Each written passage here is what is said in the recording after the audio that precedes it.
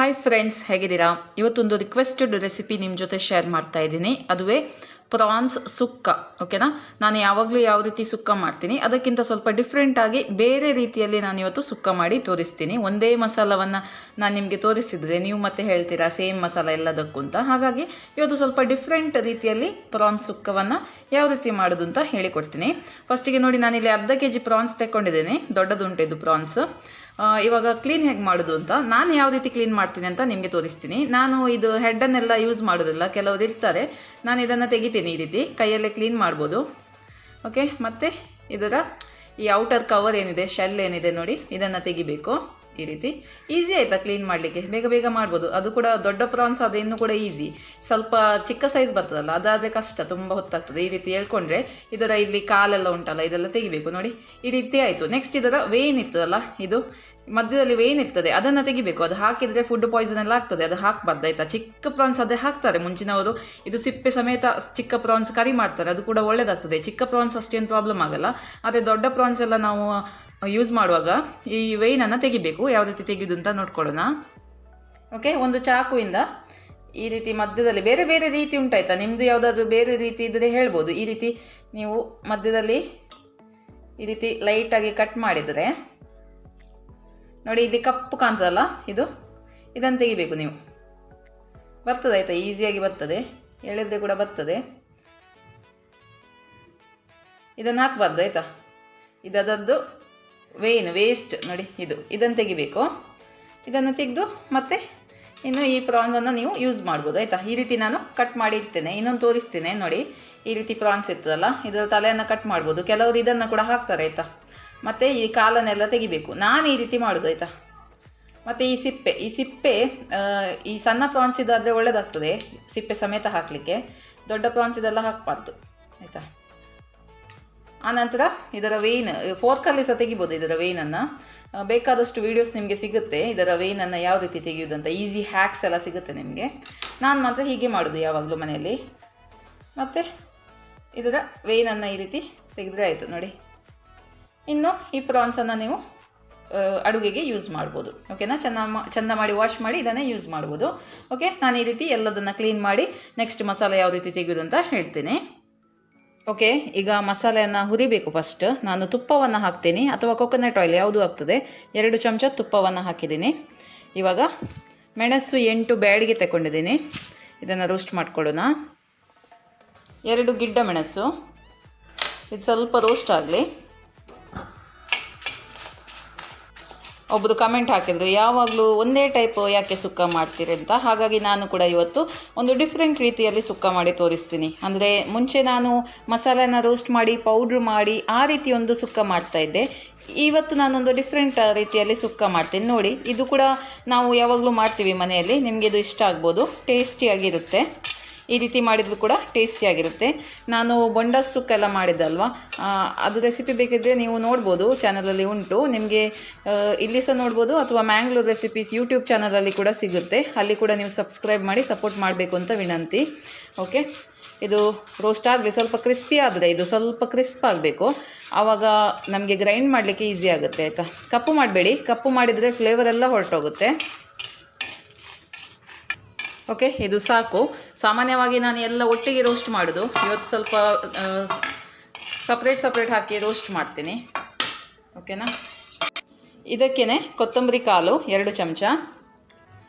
ಇದು ನಾನು ಅರ್ಧ kgಗೆ ಇದು ಮಾಡೋದಲ್ಲ, 1 kg ನೀವು ಮಾಡೋದಾದರೆ ಇದೇ ಕ್ವಾಂಟಿಟಿ ಡಬಲ್ ಮಾಡಿದರೆ ಆಯಿತು. ಜೀರಿಗೆ 1/4 ಚಮಚ, ಪೆಪ್ಪರ್ ಮತ್ತು ಮೆಂತೆ ಚಿಟಿಕೆಯಷ್ಟು, ಹಾಗೆ 4 ಬೆಳ್ಳುಳ್ಳಿ ಇದರೊಟ್ಟಿಗೆ ಹಾಕ್ತೀನಿ.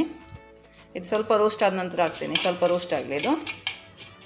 ಓಕೆ, 4 ಬೆಳ್ಳುಳ್ಳಿ, ಹಾಗೂ ದೊಡ್ಡ ಈರುಳ್ಳಿ ಆದರೆ ಅರ್ಧ ಈರುಳ್ಳಿ ಸಾಕು.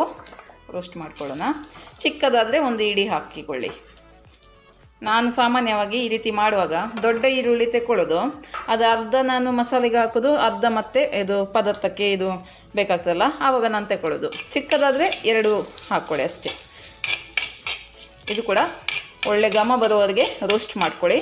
ತುಪ್ಪ ಸಾಕಾಗದಿದ್ದರೆ ಹಾಕಿಕೊಳ್ಳಿ ಅಷ್ಟೇ. ತುಂಬ ಜನ ನನಗೆ ಕೇಳ್ತಾ ಇದ್ರು, ನಾನು ಈ ಮಣ್ಣಿನ ಪಾತ್ರೆ ಹೇಗೆ ಪಳಗಿಸುವುದು ಅಂತ ವಿಡಿಯೋ ಹಾಕಿದೆಲ್ಲ, ಆವಾಗ ತುಂಬ ಜನ ಕೇಳ್ತಾ ಇದ್ರು ಇದು ಎಲ್ಲಿ ಪರ್ಚೇಸ್ ಮಾಡಿದ್ದೆ ಅಂತ. ಮ್ಯಾಂಗ್ಳೂರಲ್ಲಿ. ನಾನು ಅಂದರೆ ಇದು ನಮ್ಮ ಮನೆ ಹತ್ರ ಮಾರಿಕೊಂಡು ಬಂದದ್ದು, ಅವರಿಂದ ತಗೊಂಡದ್ದು. ಬಟ್ ಮ್ಯಾಂಗ್ಳೂರಲ್ಲಿ ನಿಮಗೆ ಸಿಗುತ್ತೆ, ಕೆಲವರು ಹೇಳ್ತಾರೆ ಸೆಂಟ್ರಲ್ ಮಾರ್ಕೆಟ್ ಹತ್ರ ಎಲ್ಲ ಸಿಗುತ್ತೆ ಅಂತ, ಅಲ್ಲಿ ನೀವು ಹೋಗಿ ವಿಚಾರಿಸ್ಕೊಳ್ಳಿ, ನಿಮಗೆ ಸಿಗುತ್ತೆ ಇಂಥದ್ದೆಲ್ಲ, ಆಯಿತಾ. ಓಕೆ, ಇದು ಕೂಡ ರೋಸ್ಟ್ ಆಗಿದೆ, ಇದನ್ನು ಸಹ ತೆಗಿದ್ದೇನೆ. ಮತ್ತು ಕಾಯಿ ತುರಿಯನ್ನು ಸ್ವಲ್ಪ ರೋಸ್ಟ್ ಮಾಡ್ಕೊಳ್ಳೋಣ.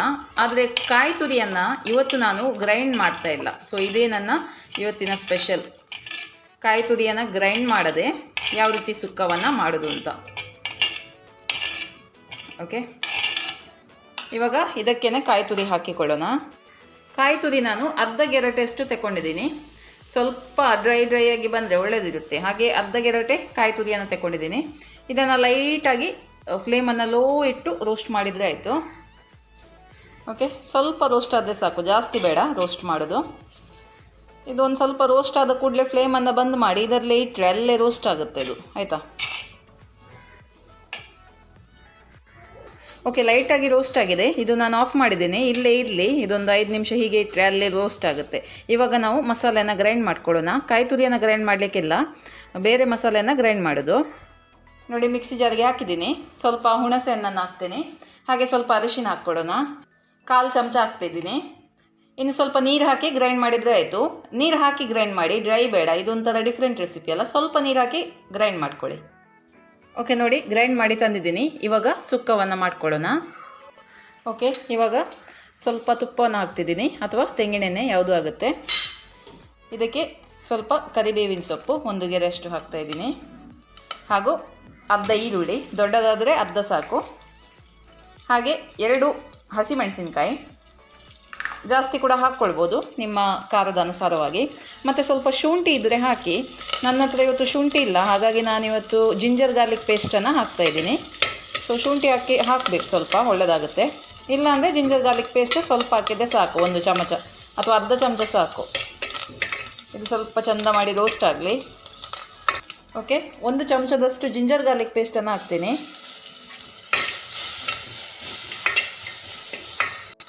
ಇವಾಗ ಪ್ರಾನ್ಸನ್ನು ಹಾಕೋಣ. ಸಿಗಡಿ ಎತ್ತಿ ಚೆನ್ನಾಗಿ ರೋಸ್ಟ್ ಮಾಡ್ಕೊಳ್ಳಿ ಒಮ್ಮೆ. ಓಕೆ, ಇದು ಸ್ವಲ್ಪ ಹೊತ್ತು ಕುಕ್ ಆಗಲಿ, ಮುಚ್ಚಿಡ್ತಾ ಇದ್ದೀನಿ. ಇದು ನೀರೆಲ್ಲ ಬಿಡಬೇಕು. ಕುಕ್ ಆದ ನಂತರ ಏನು ಮಾಡೋದು ಅಂತ ನೋಡ್ಕೊಳ್ಳೋಣ. ಓಕೆ, ಈಗ ನೋಡಿ ಪ್ರಾನ್ಸ್ ಎಲ್ಲ ನೀರು ಬಿಟ್ಟಿದೆ, ಮತ್ತು ಇದು ಚೆಂದ ಕುಕ್ ಆಗಿದೆ. ಹೇಗೆ ಗೊತ್ತಾಗುತ್ತೆ ನೋಡಿ, ಈ ರೀತಿ ರೌಂಡ್ ಆಗಿದೆ ನೋಡಿ, ಈ ರೀತಿ ಆದರೆ ಪ್ರಾನ್ಸ್ ಕುಕ್ ಆಗಿದೆ ಅಂತ ಅರ್ಥ. ಇವಾಗ ರುಬ್ಕೊಂಡಿರುವಂಥ ಮಸಾಲೆಯನ್ನು ಹಾಕ್ಕೊಳ್ಳೋಣ. ಓಕೆ, ಇದನ್ನು ಹಾಕಿ ಒಮ್ಮೆ ಚೆಂದ ಮಾಡಿ ಮಿಕ್ಸ್ ಮಾಡ್ಕೊಳ್ಳಿ.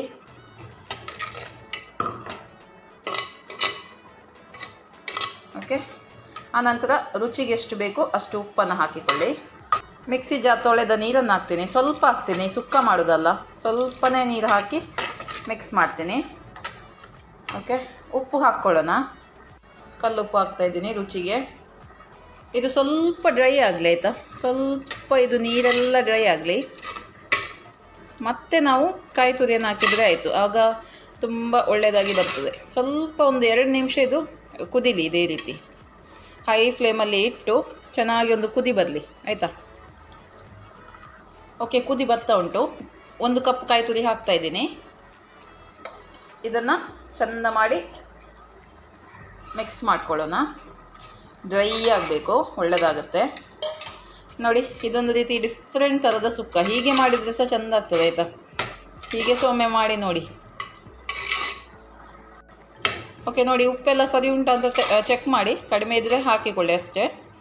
ಓಕೆ, ಇವಾಗ ರುಚಿಕರವಾದ ಪ್ರಾನ್ಸ್ ಸುಕ್ಕ, ಸಿಗಡಿ ಸುಕ್ಕ ಅಥವಾ ಎಟ್ಟಿ ಸುಕ್ಕ ರೆಡಿ ಟು ಸರ್ವ್. ಈ ರೆಸಿಪಿನ ಟ್ರೈ ಮಾಡಿ ನಿಮ್ಮ ಅಭಿಪ್ರಾಯವನ್ನು ತಿಳಿಸಿ. ಓಕೆನಾ? ಬಾಯ್.